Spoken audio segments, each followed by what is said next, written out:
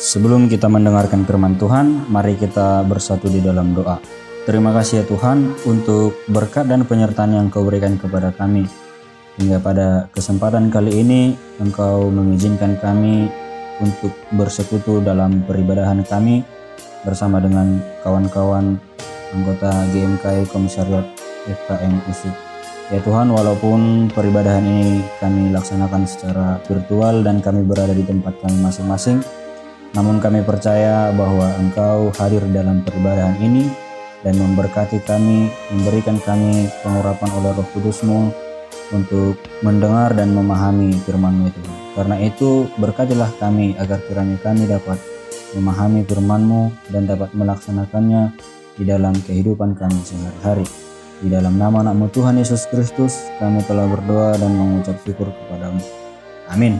Shalom bagi kita semua. Terima kasih untuk persekutuan ini. Jadi hari ini kita akan mendengarkan firman Tuhan dari 1 Timotius 1 ayat 12 sampai ayat 17. Jadi saya akan membacakannya kepada kita semua. Mari kita ikuti bersama-sama.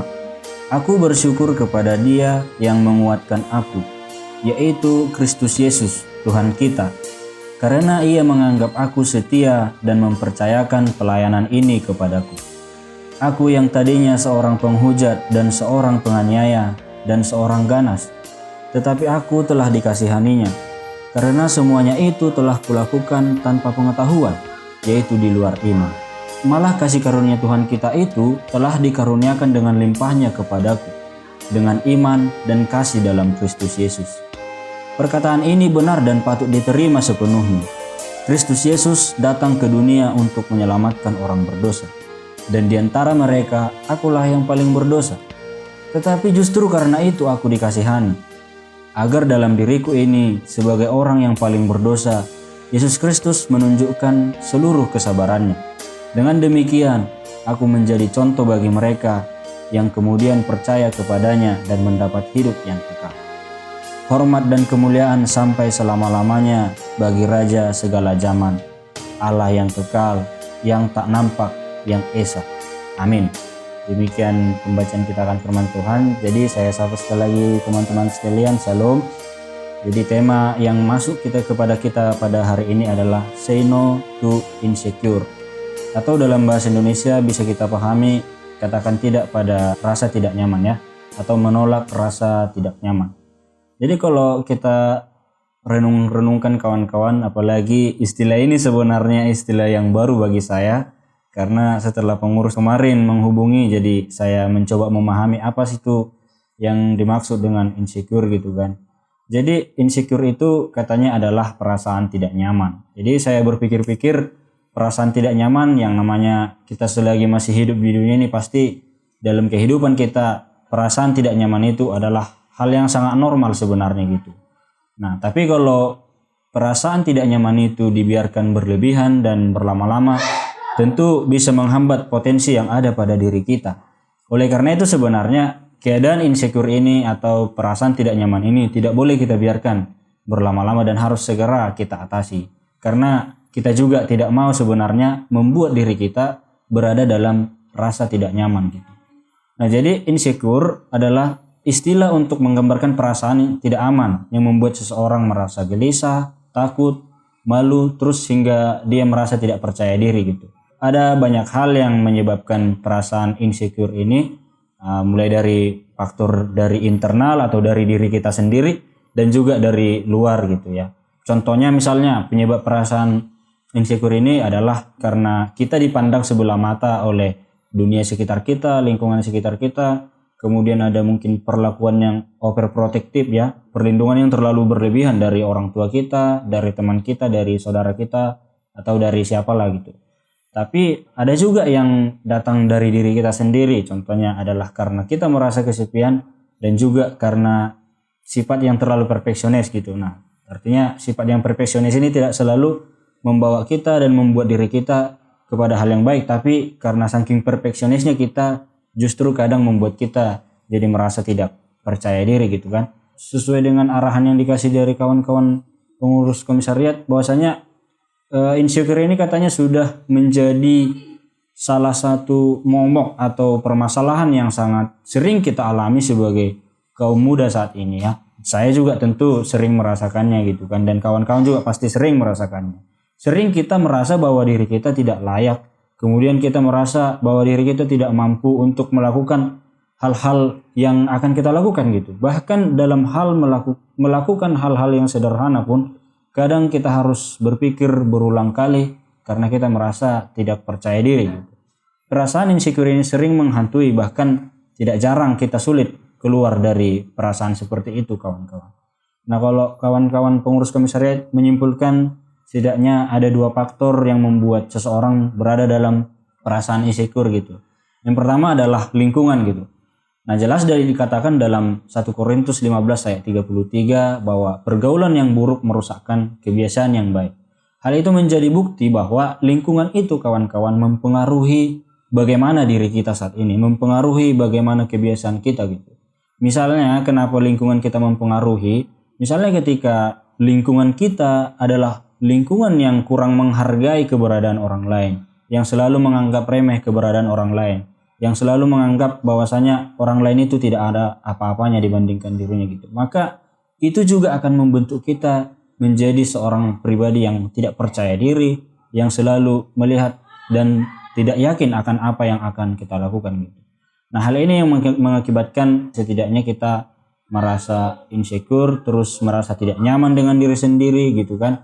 Nah, itulah salah satu faktor gitu. Kemudian faktor yang kedua adalah media sosial gitu.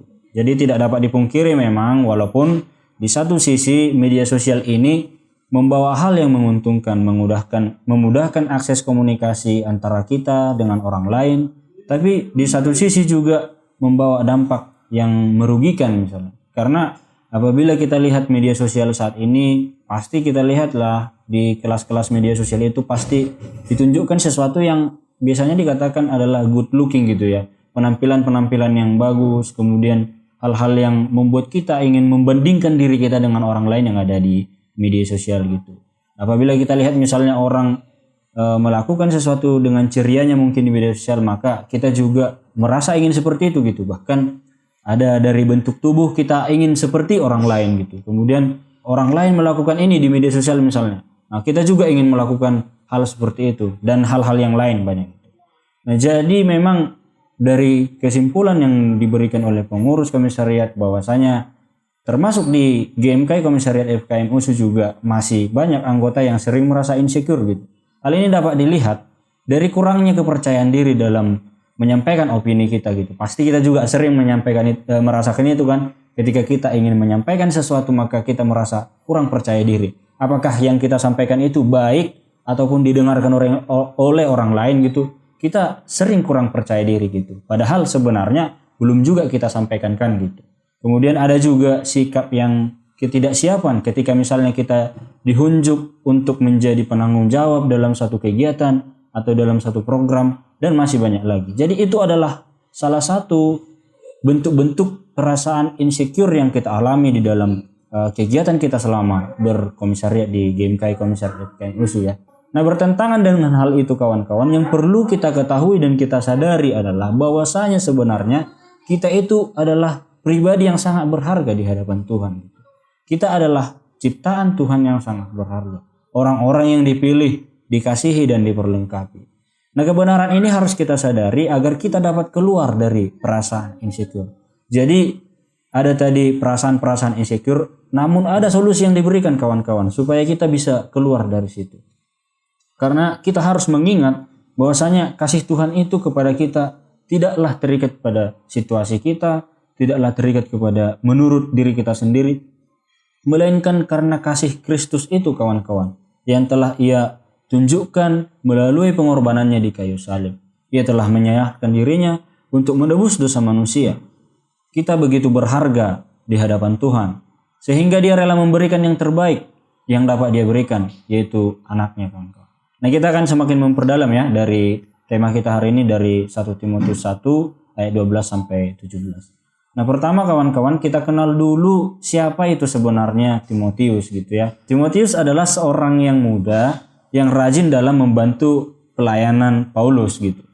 Nah, dia sangat terlibat dalam pelayanan-pelayanan misi, contohnya di misi di Tesalonika, dan pada waktu Paulus tinggal seorang diri di Athena, ia mengutus Timotius ke Tesalonika untuk menguatkan jemaat yang ada di sana yang tengah berada dalam penganiayaan. Kemudian Paulus sangat senang melihat orang muda ini, maksudnya Timotius ya. Paulus sangat senang melihat Timotius. Bahkan Paulus menganggapnya sebagai anak rohani, sebagai anak yang sangat dikasihani, kawan-kawan. Walaupun ia masih muda, tapi ia sudah giat di dalam melayani Tuhan. Gitu. Timotius menemani Paulus dalam segala perjalanannya dalam membentuk jemaat-jemaat, menyebarkan firman Tuhan. Gitu. Nah, sebab ia bersama dengan Paulus sebagai teman sekerja dari masa ke masa hingga berakhirnya kehidupan Paulus ya. Gitu. Namun rupanya kawan-kawan barangkali disebabkan oleh kemudaannya, masih muda gitu kan. Nggak disebutkan secara spesifik berapa usianya, tapi bisa dikatakan dia masih muda lah. Mungkin barangkali bisa dari usia 20 sampai 30 tahun lah gitu ya. Seperti usia kita sekarang ini. Ia masih membutuhkan banyak dorongan dan bimbingan termasuk dari Rasul Paulus. Nah, diketahui juga bahwasanya Timotius ini adalah pribadi yang sangat pemalu. Oleh sebab itu, Paulus mendesak orang-orang Korintus supaya membuatnya merasa lega dan jangan menghina dia. Jadi didorong selalu oleh Paulus supaya dia tetap semangat, dan keadaan di lingkungannya juga dikondisikan oleh Paulus supaya ia juga tidak merasa malu dan tidak dihina ya. Bisa kita lihat contohnya di 1 Korintus 16 ayat 10 sampai ayat 11, kemudian pasal 4 ayat 17 dan ayat yang berikut. Dalam surat Filipi, Timotius dipuji dengan hangat gitu, dan Paulus bermaksud menyuruhnya supaya segera kepada mereka untuk mengetahui dengan pasti bagaimana kesejahteraannya di sana. Jadi Timotius ini sudah sering diutus oleh Paulus untuk melaksanakan suatu tugas pelayanan, termasuk untuk melihat bagaimana keadaan jemaat-jemaat yang sudah dibentuk.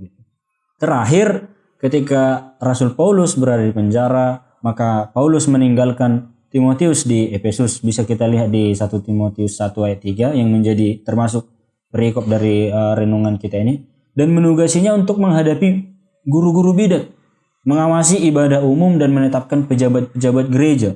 Ia juga harus menampi ajaran-ajaran sesat di Efesus. Bisa kita lihat di ayat 3 sampai 11. Kemudian Paulus juga bermaksud sebenarnya ingin bergabung lagi dengan Timotius, tapi dia khawatir bahwa kedatangannya itu bisa saja tertunda karena memang Paulus itu dikejar-kejar dan tidak pasti gitu kan. Nah, jadi itulah yang menjadi alasan kepada Paulus selalu mengirimkan bimbingannya termasuk melalui surat Timotius ini kepada Timotius gitu. Meski Timotius ini masih muda gitu kawan-kawan. Meski ia masih sangat muda, tapi ia punya tanggung jawab yang sangat besar.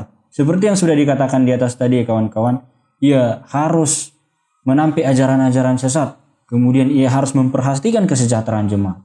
Sehingga memang inilah yang menjadi alasan daripada Rasul Paulus untuk memberikan bimbingan kepada Timotius melalui suratnya ini. Dan Paulus juga memberitahukan tentang doktrin yang benar dan tentang kesalehan. Tujuannya adalah agar dalam melayani terpenuhi seperti apa yang dikatakan dalam 1 Timotius 4 ayat 12. Barangkali ini sudah menjadi ayat yang sangat fenomenal bagi kita ya kawan-kawan. Saya akan bacakan bagi kita. Jangan seorang pun menganggap engkau rendah karena engkau muda. Jadilah teladan bagi orang-orang percaya dalam perkataanmu, dalam tingkah lakumu, dalam kasihmu, dalam kesetiaanmu dan dalam kesucianmu. Ya, jadi Paulus menuliskan ini supaya memang terpenuhi seperti yang dikatakan dalam 1 Timotius 4 ayat 12 ini. Secara khusus dalam renungan kita kali ini dalam ayat 12 sampai 17, Paulus memberitakan pengalaman Paulus tentang rahmat Allah gitu dalam ayat 12 sampai 17. Di ayat 13 Paulus berkata bahwa ia yang tadinya seorang penghujat dan yang seorang penganiaya dan yang seorang ganas, tetapi aku telah dikasihaninya karena semuanya itu telah kulakukan tanpa pengetahuan, yaitu di luar iman. Dalam Kisah Para Rasul 8 ayat 3 kawan-kawan dikatakan disaksikan bagaimana Paulus menunjukkan kebenciannya itu kepada jemaat-jemaat dan para pengikut Kristus. Tetapi Saulus berusaha untuk membinasakan jemaat itu dan ia memasuki rumah demi rumah dan menyeret laki-laki dan perempuan keluar untuk menyerahkan mereka untuk dimasukkan ke dalam penjara. Itulah yang menjadi bukti daripada kebencian daripada Paulus ini kawan-kawan dahulu kepada para pengikut Kristus.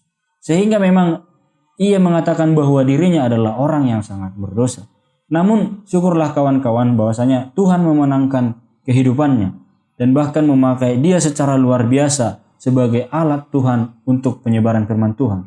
Itu makanya dikatakan di ayat 12, aku bersyukur kepada dia yang menguatkan aku, yaitu Kristus Yesus Tuhan kita, karena ia menganggap aku setia dan mempercayakan pelayanan ini kepadaku. Bahwasanya harus disadari memang bahwa pelayanan itu adalah dari Tuhan semata kawan-kawan. Kita harus menyadari itu. Pelayanan itu bukan kita dapatkan karena kekuatan kita, karena kebisaan kita, karena potensi yang ada pada diri kita.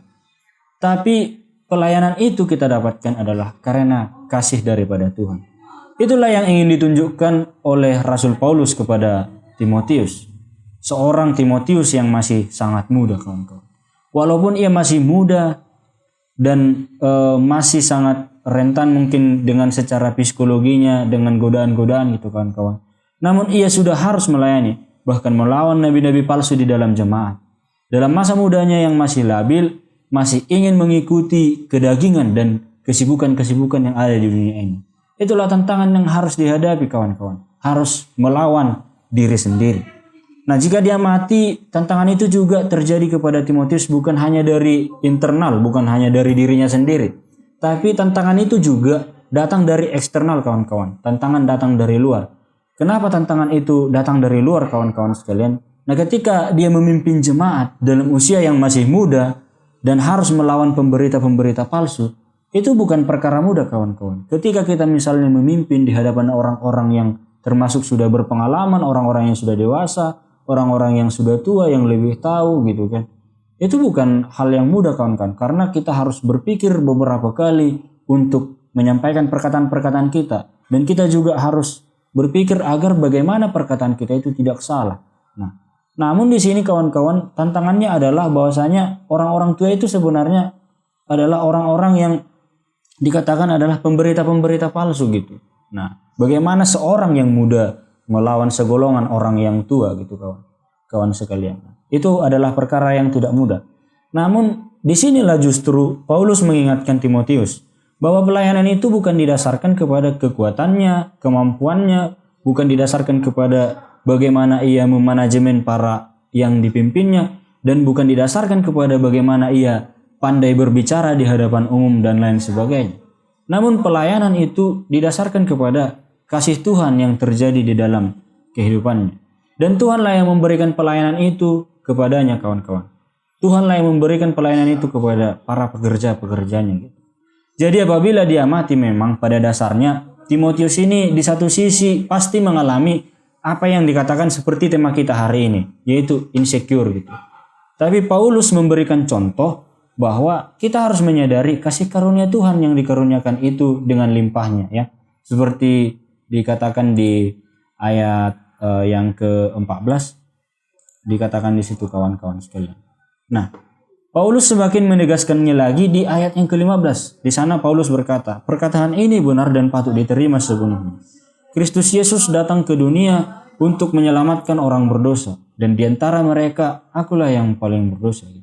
Jadi ia adalah seorang yang paling berdosa, namun Kristus menyelamatkannya. Jadi kita harus melihat teladan yang diberikan oleh Paulus ini. Nah, Paulus sebagai bapak rohani memberikan contoh kepada murid rohaninya, yaitu Timotius. Ia memberikan contoh agar ia menjadi contoh di hadapan orang-orang lain, kawan-kawan sekalian. Di sini Paulus menjadi contoh kepada Timotius gitu, menjadi teladan.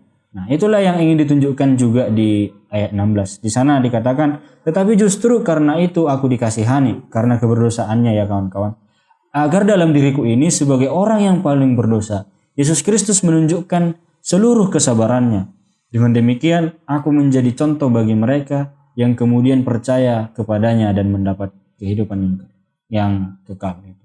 Nah, ketika firman Tuhan itu, ketika Yesus Kristus menyelamatkan kehidupan Paulus, dan ketika firman keselamatan itu diberitakan kepada kita, maka kita juga harus memberitakan keselamatan itu kepada orang lain. Ketika kita sudah diselamatkan oleh Yesus, maka kehidupan kita juga harus menjadi contoh, harus menjadi teladan kepada orang lain, kawan-kawan sekalian. Nah, di ayat 17 ini Paulus mengakhirinya dengan pujiannya, kawan-kawan. Dikatakan di sana, hormat dan kemuliaan sampai selama-lamanya bagi Raja segala zaman, Allah yang kekal, yang tak nampak, yang esa. Amin. Nah, sebagai orang-orang yang sudah diselamatkan, maka kehidupan kita juga harus memuliakan Tuhan. Nah, seperti kehidupan Paulus ya kawan-kawan. Dia yang dulunya adalah seorang yang berdosa, namun Tuhan menyelamatkan dia dan justru kehidupannya memuliakan Tuhan dan menyebarkan firman Tuhan kemanapun dia pergi. Nah, pada dasarnya kita semua adalah orang berdosa. Yang harus kita renungkan pada dasarnya adalah kita semua orang berdosa. Banyak kesalahan-kesalahan yang kita lakukan di masa-masa lalu kawan-kawan. Di masa sekarang atau di masa apapun itu. Banyak kesalahan yang kita lakukan. Namun jangan jadi kesalahan itu menjadi penghalang bagi kita untuk tetap maju kawan-kawan. Atau dalam bahasa kita seperti tema kita menjadi insecure ya. Apalagi misalnya ya pasti ketika masih masa-masa muda seperti ini kita adalah nakal-nakalnya gitu, bandal-bandalnya gitu kan. Terus kita merasa diri kita aku tidak layak di hadapan Tuhan gitu. Nah, kita jadi merasa insecure gitu ketika kita disuruh untuk melaksanakan sesuatu misalnya. Nggak taunya aku itu kayak mana gitu kan. Padahal belum kita coba gitu kawan-kawan. Nah, segala tantangan-tantangan itu membuat kita menjadi insecure dan kita membuat dan mengingat-ingat kesalahan-kesalahan kita di masa lalu yang membuat kita sulit untuk maju di masa yang akan datang gitu kawan-kawan. Bukan itu yang harus kita ingat kawan-kawan sekalian. Namun yang harus kita ingat adalah besarnya kasih karunia Tuhan itu di dalam kehidupan kita. Itu yang harus kita ingat. Kita jangan mengingat dosa-dosa kita jangan mengingat-ingat kesalahan-kesalahan kita, dan kita jangan mengingat perbuatan-perbuatan yang kurang baik yang kita lakukan, yang menghambat kita untuk melakukan perbuatan-perbuatan yang positif atau yang baik ke depannya gitu. Nah, namun harus kita ingat kasih karunia Tuhan yang sudah sangat besar di dalam kehidupan kita. Sehingga nantinya kehidupan kita juga bisa memuliakan Tuhan dan selalu siap untuk mengerjakan panggilan yang diberikan oleh Tuhan di dalam kehidupan kita. Jadi harapannya kawan-kawan dari perenungan kita akan firman Tuhan hari ini gitu, say no to insecure gitu kan, supaya kita bisa melawan rasa insecure itu di dalam diri kita kawan-kawan. Seperti yang sudah dikatakan tadi, kita semua adalah orang yang bersalah, kita semua adalah orang yang berdosa. Nah, namun jangan jadi rasa bersalah itu, rasa keberdosaan itu membuat kita menolak diri kita untuk melakukan hal-hal yang baik, menolak diri kita untuk melaksanakan pekerjaan-pekerjaan pelayanan kita, dan kekurangan kita itu kita buat supaya kita tidak terlibat di dalam kegiatan-kegiatan misalnya di GMKI Komisariat FKM USU gitu. Jangan seperti itu harapannya ya kawan-kawan dari perenungan kita akan firman Tuhan ini.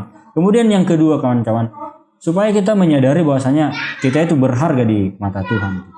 Nah, kalau kita tadi merasa bahwa kita adalah orang yang berdosa, orang yang bersalah, kita harus menyadari bahwasanya Yesus telah mati karena keberdosaan kita. Ia telah menebus kesalahan-kesalahan kita kawan-kawan. Itu tandanya bahwa kita adalah orang yang sangat berharga di mata Tuhan. Kita sebagai ciptaannya berharga di mata Tuhan, kita ditebus gitu. Nah, oleh sebab itulah mari kita tiru dan teladani kehidupan Paulus dan Timotius di sini. Walaupun mereka dahulu adalah orang-orang berdosa, tetapi ketika Kristus sudah menyelamatkan mereka, maka mereka bangkit dari keberdosaan mereka dan menjadi para pelayan-pelayan Tuhan di dalam kehidupan dalam melayani jemaat itu. Jadi itulah yang menjadi perenungan bagi kita hari ini kawan-kawan, supaya kita bisa melawan rasa insecure dan menyadari bahwasanya kita itu berharga di mata Tuhan. Amin. Demikian firman Tuhan, mari kita bersatu dalam doa. Terima kasih Tuhan untuk penyertaan-Mu yang Kau berikan kepada kami. Terima kasih karena kesempatan ini Engkau berikan kepada kami sehingga kami boleh mempergunakannya untuk mendengarkan firman Tuhan yang kami dengarkan melalui firman Tuhan dalam 1 Timotius 1 ayat 12-17 yang kami belajar dari Rasul Paulus dan Timotius. Tuhan yang memberikan kami teladan untuk tidak jatuh ke dalam perasaan tidak nyaman yang membuat kami menolak diri kami sendiri untuk melakukan pelayanan-pelayanan kami. Biarlah kiranya Tuhan melalui renungan ini kami menyadari bahwa kami adalah orang yang berharga di hadapan-Mu, orang yang Engkau tugaskan dan Engkau pakai untuk melayani di dimanapun Engkau akan utus itu. Biarlah kiranya firman Tuhan yang kami dengarkan itu boleh kami laksanakan dan kami kerjakan dalam kehidupan kami sehari-hari. Di dalam nama anak-Mu Tuhan Yesus Kristus Kami telah berdoa dan mengucap syukur kepadamu. Amin.